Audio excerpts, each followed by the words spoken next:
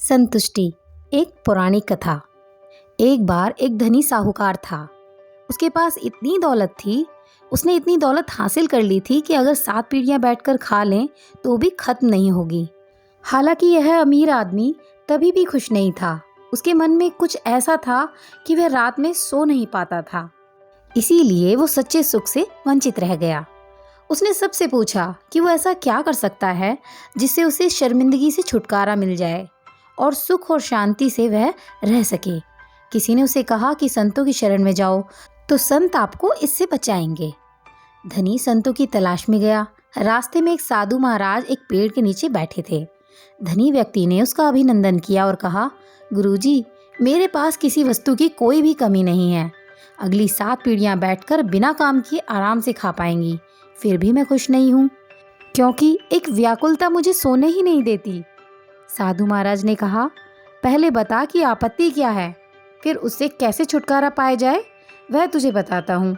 अमीर आदमी ने कहा, यदि महाराज ऐसा कहते हैं तो मुझे कोई आपत्ति नहीं है, लेकिन एक परेशानी है कि मेरी 8वीं पीढ़ी का क्या होगा, क्योंकि यह धन 7 पीढ़ियों के लिए पर्याप्त है जो मैंने अर्जित किया है। सिर्फ चिंता 8वीं पीढ़ी की है। साधु महाराज मुस्कुराए और बोले, चिंता मत करो, मैं तुम्हें इस परेशानी से बचा लूंगा। साधु ने उसे 1 किलो चावल की पोटली दी और कहा, उस पहाड़ी पर एक बुढ़िया एक कुटिया में रहती है, उसको ये चावल देकर आ। जा, मैं तुम्हें तुम्हारे भ्रम से मुक्त करता हूँ। अमीर आदमी चावल लेकर बुढ़िया की कुटिया में आ गया। उस कुटिया में दरवाजा तक नहीं था। वह बुढ़िया भगवान के भजन में लीन थी, वह अभिभूत थी।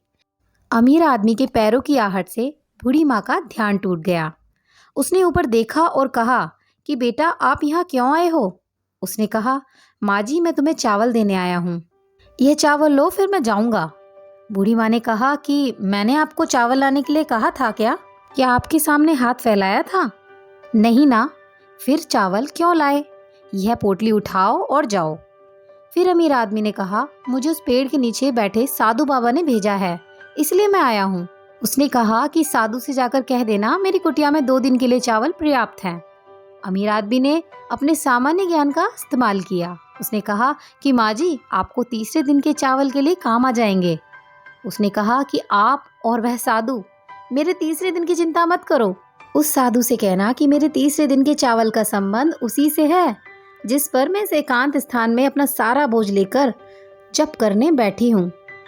यह सुनकर अमीर आदमी पोटली लेकर वापस आ गया। साधु के सामने पोटली रखकर चला गया। साधु ने उसे पुकारा, अरे ओ सज्जन, तुम समस्या लेकर आए हो ना? मैं तुम्हें इससे बाहर निकालने जा रहा हूँ।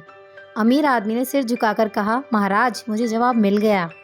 वह बुढ़िया तीसरे दिन के चावल नहीं है तभी भी खुश है, और मेरे पास सब कुछ है तभी भी मैं दुखी हूँ।